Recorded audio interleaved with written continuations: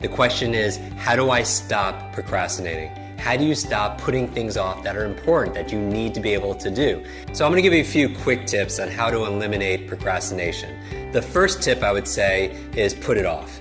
Procrastinate, procrastinating, all right? I kind of put that tongue in cheek, but if you're so good at putting things off, then put off putting things off. The second tip I would say on how to overcome procrastination is this thing called break things into chunks. Break things into chunks. They call them tiny habits. And here's the thing. Sometimes we have it in our mind that it's a big monster that we need to slay or a big mountain that we need to be able to climb. The best thing to do is to break it down into individual tasks. The third tip on how to overcome and beat procrastination is begin the Zeigarnik effect. What's the Zeigarnik effect? In our memory training that we do and teaching people how to remember names and faces and languages and so on, we talk about the Zeigarnik effect. And basically, it was this psychiatrist, Dr. Zeigarnik, and she was in Europe at a cafe and she noticed that the wait staff would remember everyone's orders. Have you ever had somebody like that at a restaurant? Remembered all the orders by using their memory. And she wanted to find out how, and she called it the Zeigarnik effect. And basically it says that they would remember things for as long as that order wasn't delivered. But as soon as that order was delivered, it would close the loop and all of a sudden they forgot. How do you apply that to procrastination? If you start somewhere, anywhere, just one place, you have this open loop and you're more likely to finish it and close that loop. The next thing I would recommend on how to overcome procrastination is be kind to yourself. What do I mean when I say be kind to yourself?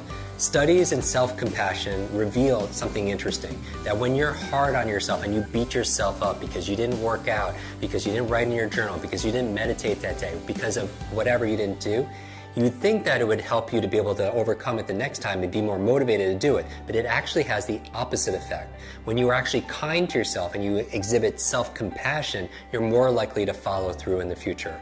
And the last quick tip I would recommend is really to tune into your why. One of my very favorite books is a book called Start With Why by Simon Sinek. And really, I believe there's a success formula that if you're not getting yourself to do the things you need to do, I call it H cubed. It goes from your head to your heart to your hands. You could affirm things and think about all the things and set goals in your head, but if you're not acting with your hands, you're procrastinating, you're usually not tapping into the second H, which is your heart, your emotion, the energy of motion. One of my early martial arts teachers taught me that you can't steer a parked car, right? You need fuel, you need energy. So tap into your why. So what I want you to do is think about all the rewards that come from doing this activity, the things that you're going to incentivize yourself, the things that motivate you, all the benefits that come from doing this thing that you're putting off. Because remember this, reasons reap results. So I hope one of these quick tips helps you to be able to end this thing called procrastination and you can live the life that you desire and that you most deserve.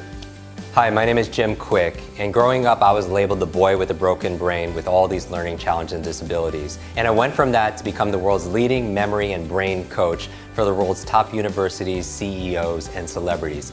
Over the past 25 years, I've developed all these strategies and techniques to unleash the power of your super brain. I want to share these techniques and methods with you. I hope you'll join me.